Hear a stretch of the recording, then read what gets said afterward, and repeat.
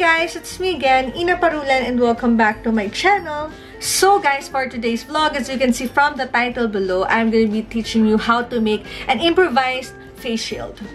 I know guys na sobrang hirap humanap ngayon ng mga masks, mapa-surgical, N95 at iba't ibang klaseng masks pa na available noon na ngayon hindi na available. And kung magiging available man, mamibili mo naman siya sobrang mahal ng presyo as in. Pero guys, hindi naman natin may iwasan na lumabas pa rin. Although, pinapatupad naman na yung parang one member for each family na pwedeng lumabas and para lang bumili ng gamot or ng food. Paano na lang yung mga tao na wala talaga silang mahanapan or magamit na masks. So, ito ngayon, guys, gagawa tayo ng improvised face shield. So, guys, ang mga ingredients. So, ang mga materials pala, ano ba yan? So, mga materials na gagamitin natin para sa improvised face shield. Well, guys, mabibili mo talaga dapat sa mga national bookstore o kung ano namang bookstore na available. Pero, guys, since sarado yung mga bookstore na mabibilhan natin ng mga materials na kakailangan natin dahil improvised nga ang gagawin natin, humanap kayo ng mga gamit sa bahay nyo. For sure naman may mahahanap at mahahanap kayo mga materials na pwedeng gamitin. Katulad na lang nito. Unang-una, syempre, lahat naman ng bahay siguro merong scissors. And meron siguro glue gun. Pero if wala naman kayong glue gun, pwede naman gamitin glue stick lang. Kung makakabili ka ng glue stick, pwede mo naman siyang tunawin sa kandila or sa apoy. And kung wala naman ito, I think pwede kang gumamit ng mighty band. And pwede kayong gumamit ng, ano man tawag dito, puncher. Ito, nagagamit ko letter I, pero pwede na rin. Hindi ko kasi mahanap yung bilog na puncher. Pero kung wala kayong puncher, pwede naman gawin. Yung gantuhin mo lang, butasin mo lang. Papakita ko sa inyo mamaya. And guys, yung pagkakabitan ng plastic, ang gagamitin ko headband. Well, pwede naman kahit ano, pwedeng cardboard. Ayoko ng cardboard kasi pag pinawisan ka, mababasa, so lalambot. Ito naman, guys, dahil matagal na sa akin to and hindi ko naman na siya gustong gamitin na headband. Pwede ito na lang gamitin natin, nakakapitan nitong plastic na to. Ayan, medyo madumi siya. Sorry naman. Ayan, hinugasan ko to kanina. Ito, guys, pwede kang bumili ng acetate. Alam mo yung ginagamit para sa mga reports. Long time ago, nung college ako, naabutan ko yon.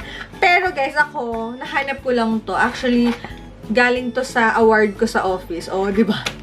Palakpakan, may award ang lola nyo. Pero dahil meron naman akong ilang mga awards dyan, sinacrifice ko na tong isa. Pwede natin gamitin to.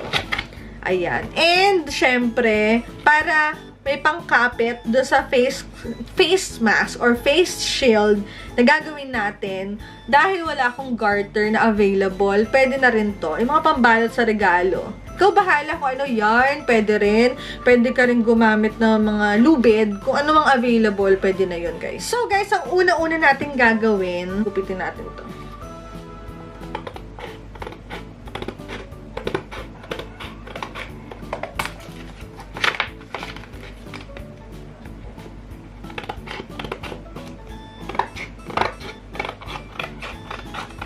Guys, para lang siyang envelope.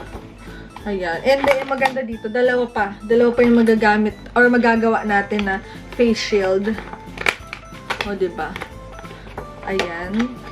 Tapos, gupitin natin siya sa gitna. So, after natin makuha yung size na gusto natin. Ayan. Pero, sukatin nyo guys kung sakto na dun sa face nyo. And ito, makikita nyo ang haba niya. So, para sa akin, enough na yung mga hanggang gantong length. Kasi hindi ka pwedeng mag-mask, guys, ng ganito lang. Kailangan, kaya ka nag-face shield para maprotektahan yung buong face natin. And ang maganda sa ganito, ay masusukat mo talaga, depende sa size ng mukha mo. Ayan. Gupitin natin siya. Tapos, syempre, para hindi ka matusok, gupitin mo din yung corner.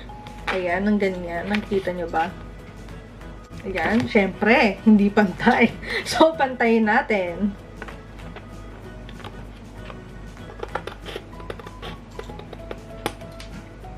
perfect. Ayan. Ayan guys, makikita nyo, curved na yung ating corner para kapag ginamit mo siya, hindi ka matutusok, hindi ka masasaktan. Hindi mo nga nasaktan yung sarili mo, pero sinaktan ka naman tao ngayon. Yak. Charot na. So guys, ang next step natin, butasin muna natin itong plastic using itong puncher. Bubutasan mo siya dito sa dulo. Ayan. Make sure lang guys na pantay yung pagkakabutas mo ha.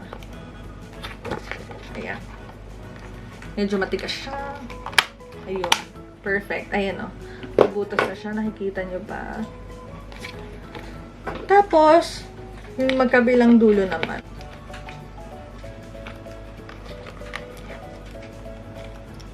Ayun. Perfect.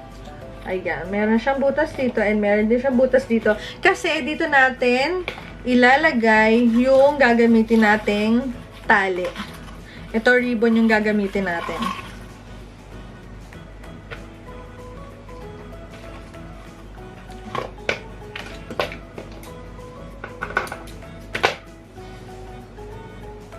Tapos, kupitin mo natin dulo, paslant siya.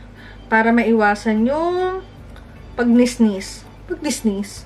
Basta yung pagtatanggal, ayan, pangit. Ayan, ganyan. And then, hahatiin mo siya sa gitna.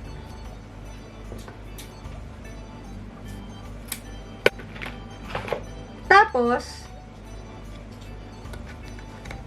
ayan, itatali mo siya doon sa, bubuhol mo siya doon sa butas na ginawa natin kanina.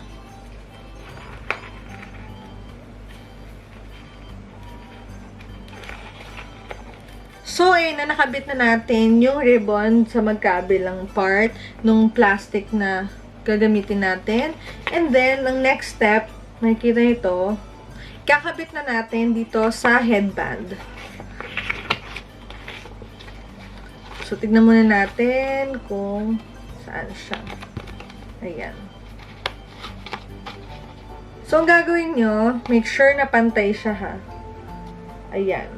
So, ang gagawin natin, using yung glue gun, kakabit na natin siya. Okay? So, mas maganda kung dito mo siya lalagyan muna sa dulo.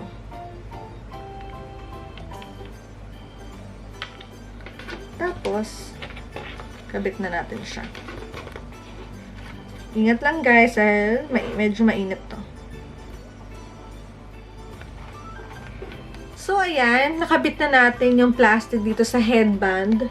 So, doon sa base niya, nakabit na natin. Make sure, guys, na sobrang stable ng pagkakabit nyo, hindi siya natatanggal-tanggal. Dahil, kapag natanggal yan, useless lang na gumamit ka ng ganito. At, may possibility na makatch mo yung COVID or kahit anong sakit pa yan. So, ayan, guys. Actually, dahil nga sobrang stable itong base natin, dahil headband nga siya, actually, pwede mo na nga siyang gamitin na ganyan lang.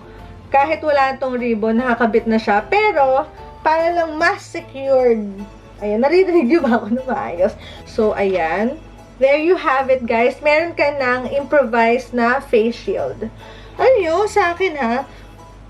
Mas gusto ko yung ganito. Although, pag gumamit ka ng ganito, mas maganda pa rin na meron kang mask sa loob, surgical, or whatever yung cloth. Ang maganda dito, guys, dahil alam naman natin na yung nCoV, droplet siya na tatransmit kahit sa mata, kahit sa bibig, sa ilong, dahil sa eyes, hindi mo na kailangan gumamit ng goggles kapag meron ka nito. And, protected ka talaga. So, baka meron sa inyo na mag-react or magsabi na ang pangit or mukha kang ing-ing dito pag sinuot mo siya.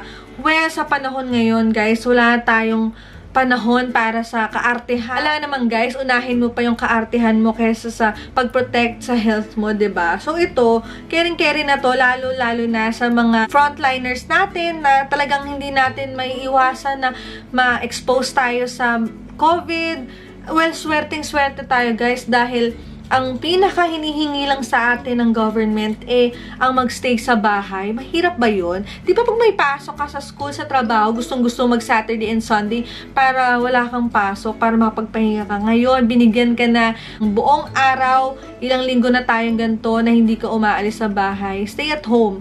Pero, ito guys, gagamitin lalong-lalo na dun sa mga chosen one ng pamilya na ikaw sa lahat sa dami yung pamilya, ikaw talaga napili na bumili ng pagkain, pumili ng pagkahaba-haba sa supermarket. Ako kasi pumila ako mga 3 hours para ako makapasok ng supermarket and fortunately, meron pa rin ako ng mask. And ang ginagawa ko, 2 patong ng surgical mask.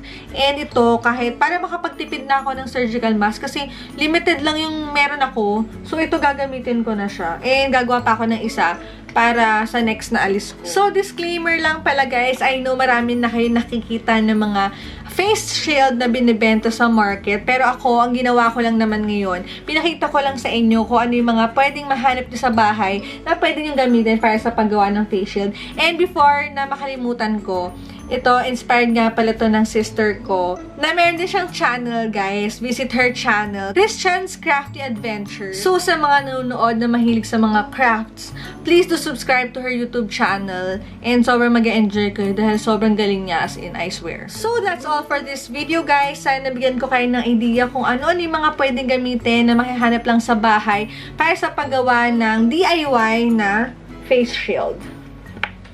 O, diba?